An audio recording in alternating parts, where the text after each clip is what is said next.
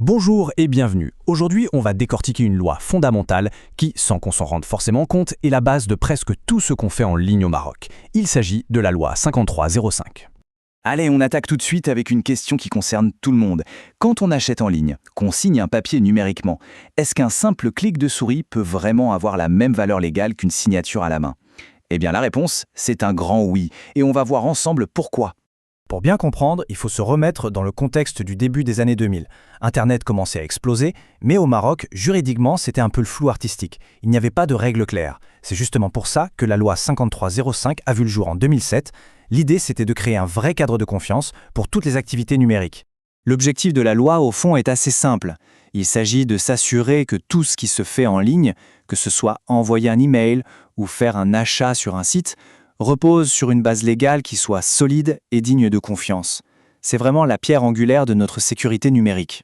On va parler maintenant de l'un des aspects les plus révolutionnaires de cette loi, le statut juridique du document électronique. Ça nous paraît évident aujourd'hui, mais à l'époque, c'était un changement énorme qui a mis fin au règne absolu du papier. Et voilà le cœur du changement. La loi pose un principe simple, mais hyper puissant, celui de l'équivalence. Ça veut dire qu'un document numérique, un contrat en PDF par exemple, a exactement, je dis bien exactement, le même poids juridique que sa version papier. C'est l'égalité parfaite. Cette phrase-là, elle est tirée de l'article 417.1 et c'est vraiment la fondation de tout le système. C'est cette simple déclaration qui fait qu'une vente en ligne est aussi valable qu'une vente faite dans un magasin. Bien sûr, il y a des conditions. Ce n'est pas n'importe quel fichier qui peut servir de preuve. Pour qu'un document électronique soit valide, deux choses sont indispensables.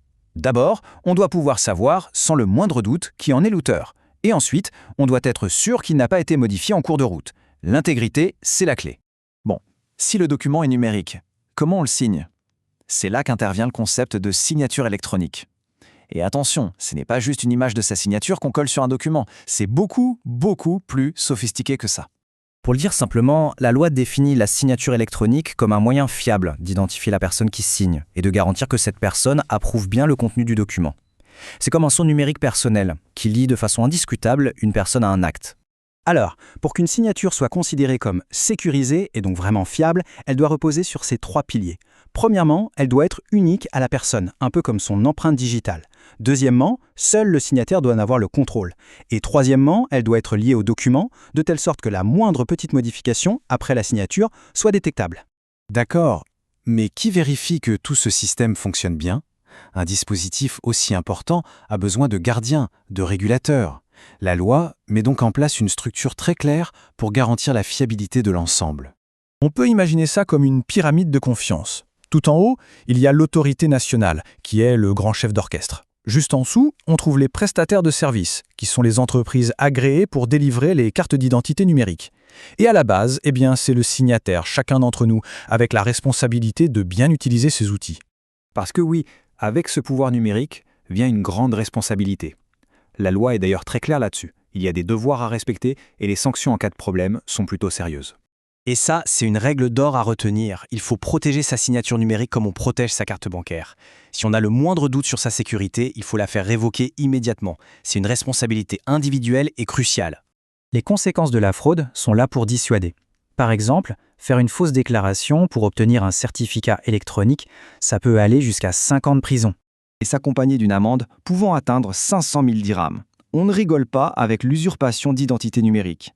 Et la loi va plus loin en punissant très spécifiquement l'utilisation des codes de signature de quelqu'un d'autre.